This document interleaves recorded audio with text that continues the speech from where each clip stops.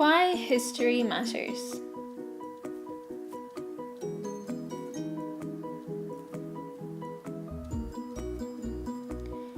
History is an inquiry into what happened in the past.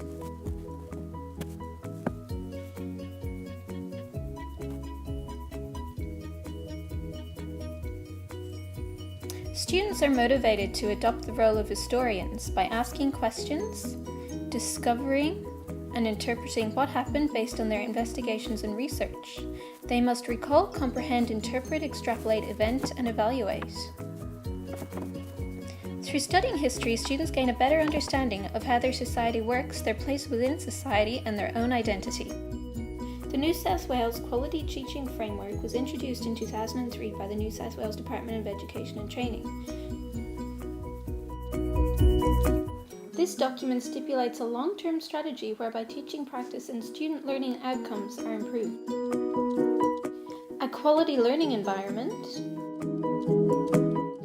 and significant work. Many educational theorists have developed theories that support educational development. Teachers can accommodate for the different learning styles of their students as outlined by Gardner's multiple intelligences theory. Thanks to Vygotsky and his theory of social development and the ZPD, teachers are more aware of setting tasks for students that are set in their zone of proximal development. Bloom's taxonomy was created in 1956 by Dr. Benjamin Bloom to promote higher order thinking in education, such as analysing and evaluating rather than just remembering facts. Since its development, many teachers have incorporated this into their lessons. Cass Murdoch's Model of Inquiry is another resource for teachers to refer to. It aims to support thinking and conversation in education. The Melbourne Declaration highlights the importance of being divergent, adaptable thinkers who are knowledgeable about information communication technologies, ICT. There have been many advances in the technological realm since the turn of the 21st century that students must be informed about. Some resources that teachers could incorporate into lessons are Web 2 resources like Weebly, PowerPoint, YouTube, and iPads. In the shape of the Australian curriculum document, ACARA highlight the importance of adapting to the changing ways of the 21st century by developing their ability to use the ICT available. Through ICT, students can access, create, and communicate information and ideas, solve problems, and work collaboratively. 21st century pedagogy includes real-world problems, prevalent tasks, interdisciplinary approach, incorporating suitable technologies, technological fluency, self and peer review and assessment, effective communications, digital tools, team skills, timely and appropriate feedback, and collaborative mediums. Geraldine Ditchburn stated in her discourse, The Australian Curriculum, History, the Challenges of the Thin Curriculum, that the 2012 K-6 syllabus was thin, meaning there was extensive and prescribed content which rendered teachers and students overwhelmed. She outlined that it provided little legroom to investigate meaning or transform content. She indicated that an approach whereby less content was covered in greater depth.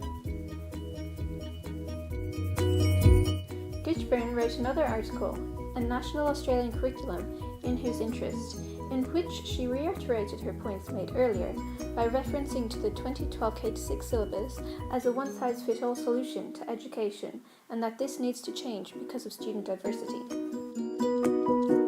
Terry Seddon wrote about her understanding of there being discrete state syllabuses in Australia in the past because of differing resources and rates of development in the post-colonisation era, but she indicated that it is time to unite Australia with a national curriculum and this will reduce the growing disparities between metropolitan and regional areas. The K-10 National Australian History syllabus will replace the current change and continuity strand in the HSIE K-6 syllabus. The new history syllabus is an option for 2015, but it is compulsory to start teaching it in 2016. All Australian governments have committed to the goals of the Melbourne Declaration. The rationale for introducing the Australian curriculum centres on improving the equity, equality and transparency of Australia's education system. Hawkes, the headmaster of the King's School in Parramatta, wrote an article for Sydney Morning Herald entitled Less Will Mean More in National Curriculum on March 2nd, 2010. This was written a day after the K-10 draft Australian curriculum of 4 subjects, including history, was posted. It highlighted the ridiculousness of a country with 22 million people having 9 different curriculums. This was emphasised by the fact that approximately 80,000 children move interstate each year, and that the discrepancies in what they need to learn in these different locations at similar times in their educational life is unacceptable.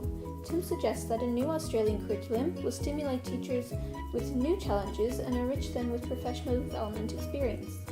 Tim identifies some of the aims of the new curriculum.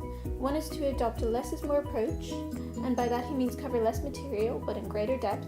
Another aim is to shift from a Eurocentric approach by focusing on more on Australia's place within the Asia-Pacific region. There is also a move towards a greater acknowledgement of the Indigenous perspective. Tim points out that the decision to implement a national Australian curriculum should be welcomed with open arms. Professor Barry McGaw, a CARA chair, explains how cross-curriculum priorities fit in the Australian curriculum in the Canberra Times on the 27th of February 2014. These priorities include Aboriginal and Torres Strait Islander histories and cultures. The focus area on Indigenous history allows for a deeper understanding of Australia's past, and because there is a bigger focus on Australia's place in the world, students can better appreciate Aboriginal and Torres Strait Islander culture, as well as the development of Australia in terms of social, economic and political development. Yvonne Salton and Jennifer McIntyre from the Facility of Education at the University of Southern Queensland wrote an article about historical inquiry in the middle years. They discuss how the emphasis placed on historical inquiry in the National Australian Curriculum for K-10 history calls on teachers to reconsider how they previously taught history, and requires them to adopt the role of facilitator and generate inquiry by developing open-ended questions. This differs from the previous approach of teacher-determined content and student-generated notes. There is more of an emphasis on skill development rather than predetermined content. Historical inquiry is the process of investigation undertaken in order to understand the past. Salton and McIntyre state that this approach caters for greater learner diversity, encourages greater motivation and interest, and prepares students for future learning. Students are challenged to think about their own learning and become critical users of the information available to them.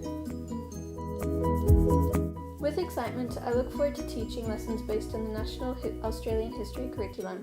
I will follow a constructivist approach whereby the work is student-centred, collaborative, hands-on and applicable to the students' real worlds.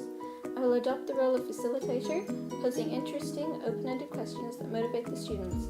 I will apply historical inquiry to my lessons that focus in depth on Australia and its place in the world. In this way, as outlined by CARA, I will help my students become active and informed citizens so that they can act with moral integrity, appreciate Australia's social, cultural, linguistic and religious diversity, and have an understanding of Australia's system of government, history and culture.